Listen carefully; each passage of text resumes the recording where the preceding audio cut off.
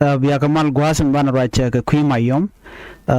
chara do ne la mayom kene gogreal is take role to kam ne ken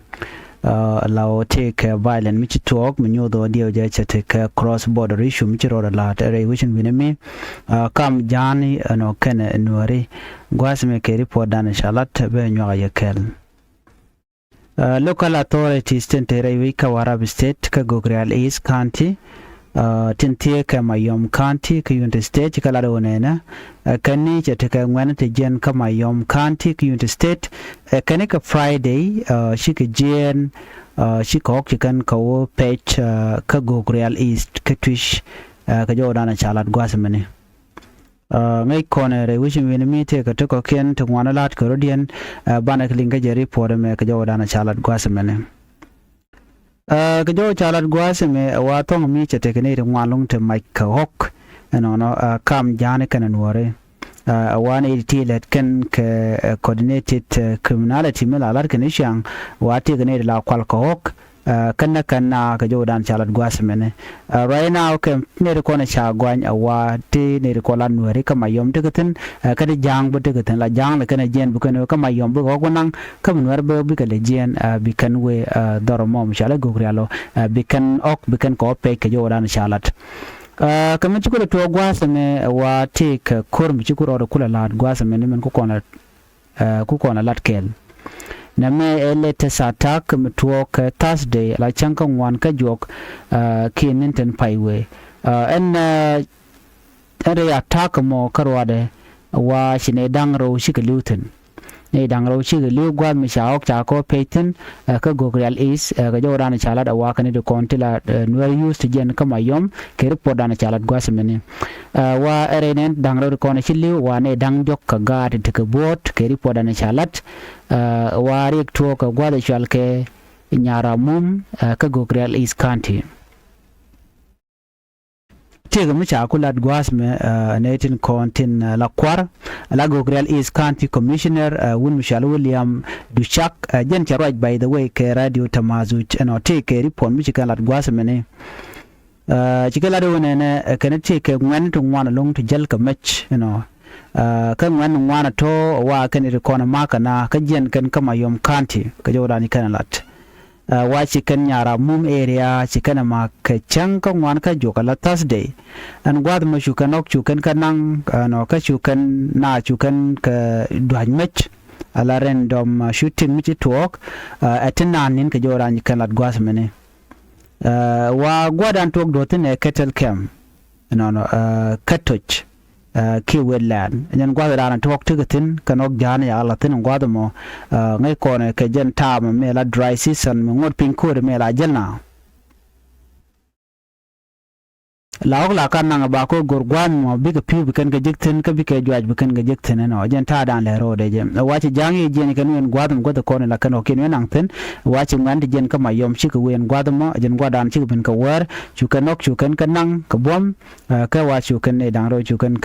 ne dok te ka bot en me eri pon mi chala de kan am de kone ling bani ka jen gwasme ka manan chalat kari pora chalat gwasame wa communication network wa jega long shit ka jen changa wana to ore ga jamone chi Ramadan en la commissioner ka joran chalat gwasame ajane te ka kwa jok ton gwan raja natin chaje yore katin jen raja ka ne ko ken raken ka executive director and wo chana chaka ma ke 11 pm no ka malia payam ka charam kelen wen mi chaje nektin nagaram mo ka jurman anger area nyen gwa dana nagarantin chala do nene gan mutot miteka jen gwa dan lat kan waktin jiram dana chamu ka bot wa cha gwa dang ro ba cha mu ka bodere gare ga manan ci tuok gwa hok cer manan ngai kone gwa hok ni siang mutu ko te la te ngwalong lat ko rodien ka sing man to ci ka jien ci kanok ci kan kanang kan ne to tin kontin chaok cha ganang awa ci we ka do bo mo mente ma yom tin ka report cha la da kan wa shu man tama wa ci man in korean e kan o kan lo jok ban tele yang me chan lo jok changa kel ngoda kan mana kan galun jok whether she can nok she can go no wala kan no chala do no telecommunication ko network and binimi chaga by the way inna mayom la kam mo ke na go real ke le wa cha na do cha gor ke kimana ngai ko na la network la ja bat kan shang ko cha gor bana communicate ku me ke mi yadit kan ne ko na chol kan ngen go lat ke der ka mayom can't use ano she can jo mo kan lat nyo gwa de men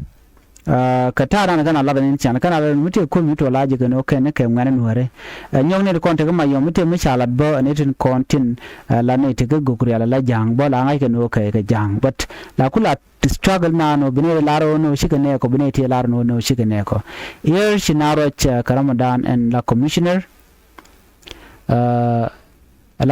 dukshak chela do ne na a general ke ne te to North County no kan do to de ka jek so lat kan do de ka jek dino ko kan te be ne kama yom don jan mi chaok cha je ka je kan kan goro de ka rach ka kwar dana te kama yom no ko de kan meter me de kan kula ngaji no mi to ko puji ro chingwan re jen kama yom a cha lan je lor ka bang and then de kan kula ngach kan ko communication je ga tele network chikara no kan telephone kan coverage but chettegering dini chitu ak cha ken cha na ka cha na cha kanak mayom county commissioner Jackson mut che confirm no te kan e chi ok ken ka kan no ka go real is no che kularo ne ane de bele kan ka ji go real is county counterpart no duchak ko kenetin kontin jak meditating wa kwal ko bika pass no ko kenetin kontin gwada mi wata takan ka kan constituency tin la jurisdiction to goal ala ne de la jen kan ngai ke jen woni ti ko ko kan kwal tong mi bad ba ka palwe chairman la jang la kan jen ba palwe bu we ka mayom no ta ram bu ti yo bine te ko la ngan wer bu le jen bu we ka go real is county shirkat diala kon to kan ti la ke ngai ke ngum chikan ka longa control ka je but gwasame shi ne ko na te kama yom chikan wala do ne kana chikan ngani wari jeng na mu ko control the same thing bo jang den wina mi chikan ngani ken bo chikan ka longa mu ko na control so right now bel na na rodian a balagen the reality is still anemi dong chumali kulban ni nang de ko da kula to ko kan ngani jang la jen kan bukan ro mak ngani wer bu ke jen bukan jam bukan ko mak so na me non stop unless you kwarchi ko ga gwa men non term chikan mo chi ko right ten jen bago anyok mekan kum so Sudan ke le kan konta ka mal tele gwan bo me bikan mal bikan non ka ja kaminat so ne me jeri podan le rode ngani mayom county wa chikan nok chikan ganang ka chana ba chana cha kan ka chikan am ka bot ne me jeri podan cha la rai wishin winami an bar nyo jeri podadien ya teke mal bye bye